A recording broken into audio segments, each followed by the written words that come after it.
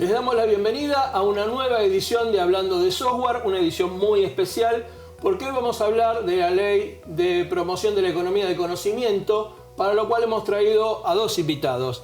Ella es Macarena Pereira Rosa, es abogada, especialista en tecnología de PRA Abogados.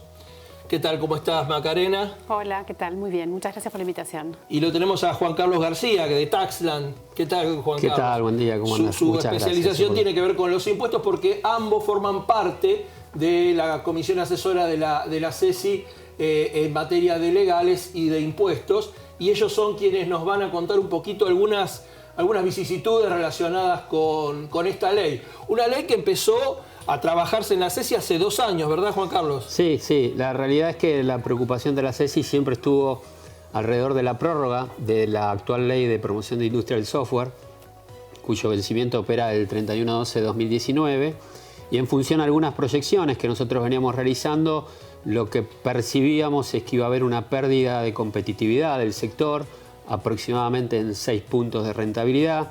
Entonces estábamos muy interesados en conocer o trabajar en una prórroga del régimen. Y el trabajo fuerte empezó, bueno, tengo entendido, en marzo de 2018 más o menos, que fue cuando se vio el tema de, bueno, a ver, se sigue trabajando con la ley de software o se avanza hacia una ley superadora. Así es, en marzo del 2018, en realidad lo que se empezó a partir de reuniones que tenía la Cámara con sus representantes, con los representantes del gobierno, se empezó a analizar la posibilidad de la prórroga. Dentro de las cuestiones que se analizaron estaba la posibilidad de que en realidad, en vez de hacer una prórroga, hacer una ley que abarcara alguna actividad más y que tuviera quizás menos burocracia en la tramitación. Entonces, a partir de ahí fue que hubo muchísimas reuniones. En el medio también los senadores y los diputados presentaron algunos proyectos de prórroga de la ley porque, como dice Juan Carlos, era necesario tener una perspectiva de qué iba a pasar. Si se acababa la ley de software había que hacer determinado tipo de proyecciones y si iba a haber un acompañamiento con algún otro tipo de proyecto, era otro el tipo de proyección que cada empresario tenía que hacer. Y ahí el trabajo de la CESI fue muy intenso, entiendo que se buscaron eco en el Ejecutivo, buscaron eco en el Legislativo, o sea, pasearon por todos lados, digamos, por decirlo de alguna manera. Hay una historia de la CESI en esta promoción de promoción, realmente hubo un empuje de la CESI muy particular. Sí, la verdad que el rol de la Cámara, digamos, de los directivos de la Cámara fue fundamental, porque la realidad es que la ley de software nació en el 2005 y fue muy buena, permitió que el sector creciera, permitió que se generaran muchísimos puestos de trabajo, con lo cual era necesario evitar una caída brusca, digamos, de este régimen y, bueno, pensar en una Argentina a largo plazo. No se trató solamente de una ley puente sino simplemente se pensó en algo más superador, ¿no? Sí, hay un punto muy interesante para mencionar para todos aquellos que se pongan a interpretar la ley el día de mañana, es que justamente el punto de conflicto al inicio de toda esta negociación era que el rumbo del gobierno actual era no tener regímenes de promoción especiales, manejarse dentro del ámbito de lo que fue la reforma tributaria, y por eso esto termina siendo una ley superadora, porque es una ley que, si bien apunta a un sector de la economía, como es la economía del conocimiento, toma los buenos puntos de su antecesora, que es la ley de software, y los mejora en línea con lo que fue la reforma tributaria. Es importante aclarar que al momento en que estamos grabando este programa, la ley todavía no fue reglamentada, con lo cual no hay detalles de cómo será implementada. Pero sí sabemos, porque la ley misma nos lo indican, los requisitos y los beneficios, que es de lo que mucha de nuestra audiencia le interesa. En principio, ¿qué sucede con los que ya estaban contemplados dentro de la ley de software? A ver, con los que ya están, que son alrededor de 500 empresas, hay una cláusula específica que dice que aquellas empresas que al 31 de diciembre tenían los beneficios de la ley de software, pasan automáticamente a economía del conocimiento. En realidad no dice que pasan automáticamente, sino lo que dice es deberán ejercer la opción de continuar en el régimen, porque obviamente nadie los puede obligar a estar en un régimen que no quieren, claro. Y ejercida la opción, se los considera incorporados en economía del conocimiento a partir del 1 de enero del 2020. Y esto es fundamental, cuando Juan Carlos les explique los beneficios, es fundamental porque el que estén incorporados a partir de enero del 2020 significa que no va a haber un tiempo en el cual no tengan los beneficios, con lo cual le ganan un año al régimen, porque, por ejemplo, el beneficio del impuesto a las ganancias ya lo van a tener a partir del 1 de enero del 2020. Entonces, si bien los beneficios son parecidos pero diferentes, las empresas que vienen de software continúan con algún tipo de beneficio fiscal. ¿Y qué otros requisitos tienen aquellos que, vamos a suponer el caso de una pyme, donde se está haciendo desarrollo de software, o cualquiera de las otras industrias, en cualquiera de los otros verticales que se han sumado, digamos, cuáles son los requisitos que la ley les impone? A grandes rasgos, porque después, bueno, habrá una reglamentación y seguramente, obviamente dentro del texto de la ley está mucho mejor especificado, pero a grandes rasgos. A grandes rasgos, a ver, quizás conviene aclarar algo o comentar algo relacionado con la reglamentación. Si bien la reglamentación de economía del conocimiento todavía no está, para todo lo que es actividad relacionada con software hay muchísimo aprendizaje con la ley de promoción del software, con lo cual probablemente haya cosas que podamos intuir que van a ir por tal lado o por tal otro, específicamente para lo que es el primer inciso del artículo 2 y el último inciso del artículo 2 de economía del conocimiento, que están relacionados con software y tecnología. No digo que vayan a estar copiados ni mucho menos, pero probablemente podamos tener una pauta de para dónde va a ir la reglamentación. Y los requisitos son que más del 70% de la facturación de una empresa esté asignada a alguna de las actividades que la ley promueve. Sí.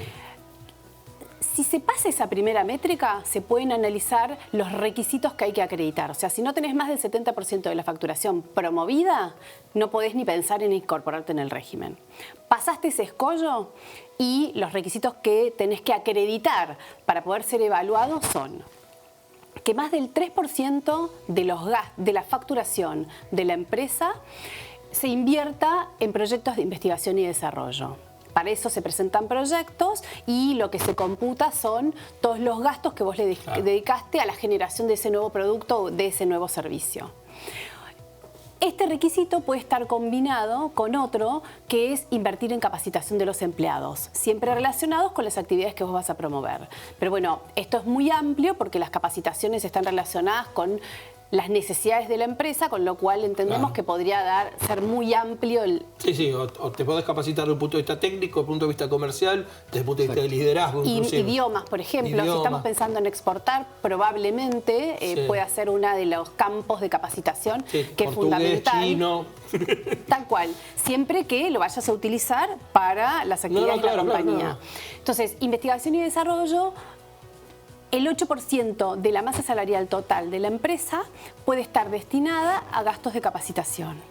Investigación y desarrollo y capacitación son los dos únicos requisitos que se pueden combinar entre sí. Por ejemplo, 1,5 de I+D y 4 de capacitación, ponele. Entiendo. Ahí sí tenemos que esperar a ver cómo va a ser la métrica que va a establecer la reglamentación. Ahí te diría que es uno de los puntos claves a conocer de la reglamentación. ¿Cómo va a manejarse ese parámetro combinado de I+D o capacitación? ¿Cómo se van a manejar esos porcentajes? Para una industria que está creciendo y que se mueve a esta velocidad, ambos ítems son fundamentales. Exacto. Quiero decir, en eso la ley está haciéndolo muy bien, digamos, perfectamente. Y un tema que no es menor, a pesar de que cuando uno lo escucha le puede sonar bajo, hablar de un 3% de las ventas en concepto de I+D o un 8% de la masa salarial en concepto de capacitación es mucha plata, mucho dinero. Llevado al gasto, digamos, si uno lo mide sobre el gasto, es muy alto. La mayoría de los países no invierten tanto.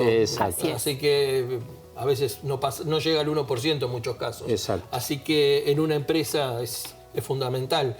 El otro requisito... Queda un requisito, sí. Quedan dos más. Otro requisito es que el 13% de las ventas de la empresa sean facturas E, o sea, exportación. Eso es fundamental para expandir, digamos, porque es el propósito de la ley, está dentro del juego. Está dentro de uno de los tantos propósitos que tiene la ley. Y el tercer requisito es acreditar, estar certificados en calidad o haber comenzado un proceso de certificación de calidad reconocido por alguna norma internacional o acreditar mejoras en los procesos. Esto sí que es nuevo, porque hasta ahora siempre veníamos con el requisito de certificar con una norma. ISO o alguna otra norma. CMMI, la que más te guste. Sí. Esto es nuevo y acá sí va a haber que esperar también a ver cómo se reglamenta o cómo las empresas van a tener que acreditar las mejoras en los procesos. De estos tres requisitos... Esos son los requisitos, pero ahora me gustaría que Juan Carlos nos contara un poquito sobre los beneficios, que es la parte, digamos, atractiva. Jugosa, claro. Sí, bueno, uno suena aburrido cuando siempre dice lo mismo, ¿no? Es imposible hablar de esta nueva ley si uno no se retrotrae a la ley de software y no se basa en su antecedente.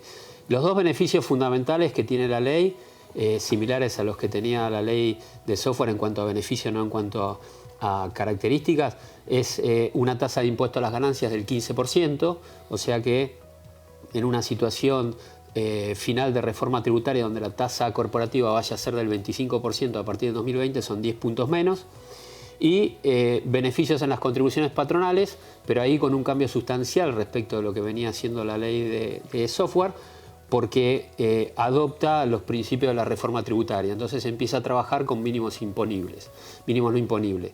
Le da el mínimo no imponible en forma plena a cada uno de los empleados, es decir, a toda la nómina, no únicamente a la nómina promovida, que eso era algo que tenía antes la ley de software. Y, por otro lado, un beneficio de 1.6 del valor de las contribuciones patronales sobre otro mínimo no imponible. O sea que, en ese sentido, el beneficio, en principio, sobre las remuneraciones promedios que puede dar, en nuestro caso, la industria del software, pareciera ser un beneficio mejor que el otorgado oportunamente por la ley de software. Después tenés otro tipo de beneficios, que uno es muy importante, que como la ley apunta a mejorar las exportaciones, cuando todo aquel sujeto beneficiado por la ley exporte y sufra retenciones en cualquier otro país de impuesto a la renta, la retención se va a poder computar como crédito de impuestos, sin importar si es de fuente argentina o ese ingreso, que hoy es una prohibición que tiene la ley del impuesto a las ganancias. Baja también el costo de la auditoría o el costo digamos, de lo que es la tasa de auditoría del régimen. Del 7% que tiene la ley del software baja al 4%, pero se agrega una tasa de 1,5% que es para incentivar el fondo de emprendedores. Los beneficiarios de este régimen van a poder solicitar certificados de no retención en IVA, como pasa con la ley de promoción. O sea que esos son en principio los grandes cambios. ¿A partir de qué tamaño de empresa estamos hablando que se pueden beneficiar si esto se puede cuantificar de alguna manera? Porque los perfiles van variando. Se puede haber una empresa de 3 personas que esté facturando varios millones de dólares, pero para dar una idea. Mira, justo te quería comentar eso. Porque por ahí cuando uno explica los requisitos dice, uy, no es para mí esto. Entonces hay dos cláusulas en la ley que establecen que si sos una empresa con menos de 3 años desde tu constitución y no tenés facturación, te podés presentar igual acreditando que tu actividad principal es alguna de las actividades que están incluidas en la ley y acreditando que más del 70% de tu personal y de tu masa salarial realizan esas actividades. Eso está muy bueno. Sí. Y tenés que presentar un plan de negocios y a los 3 años tenés que estar cumpliendo con alguno de los requisitos que establece la norma. No te caes. Con los 2 de los 3 esos especiales que ya había explicado, investigación y desarrollo, exportaciones y calidad.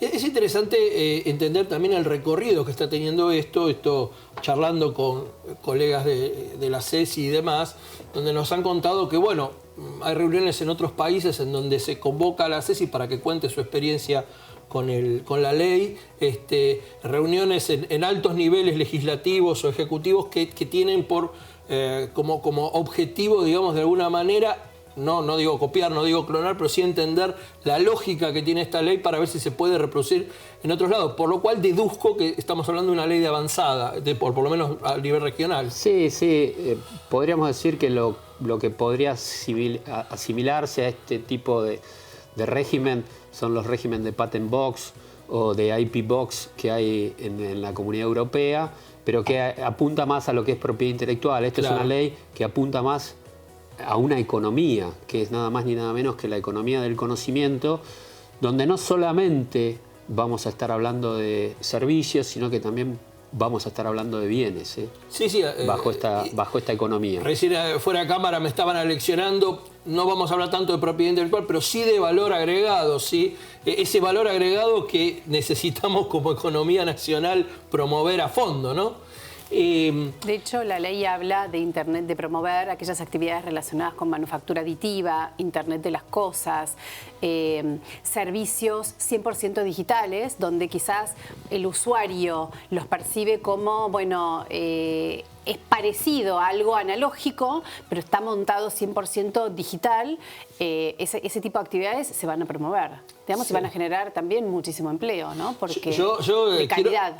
Este punto es importante y además es importante entender, y en esto venimos diciéndolo hace mucho tiempo, que el ecosistema que antes era se concebía como un ecosistema cerrado dentro de lo que era software, hoy cualquier empresa puede ser una empresa de tecnología, cualquier empresa puede ser incluso una empresa de software, con lo cual se expande drásticamente el ecosistema.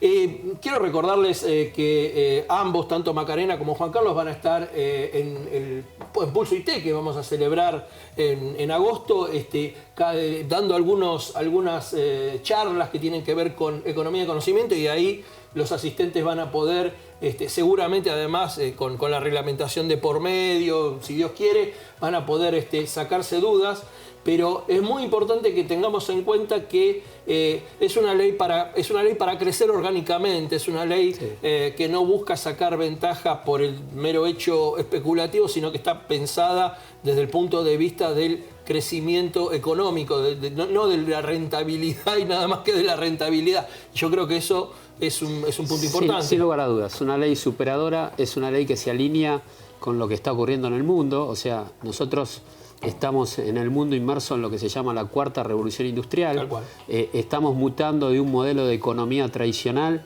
que en mi opinión es el modelo de transacción de bienes de Cristóbal Colón, que fue evolucionando, al modelo de lo que es la economía digital.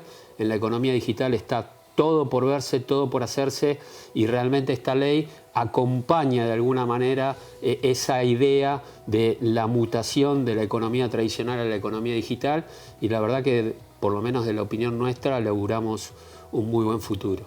Bueno, y quiero seguirlos invitando a los próximos programas de Hablando de Software, donde seguramente volveremos sobre el tema, pero además, como decíamos antes, dándole impulso a lo que es el ecosistema de desarrolladores ISV, y ahora expandido al ecosistema del conocimiento, de la economía del conocimiento. Bueno, los despido hasta la próxima emisión y nos vemos pronto. Muchas gracias a los invitados. Gracias. Muchas gracias.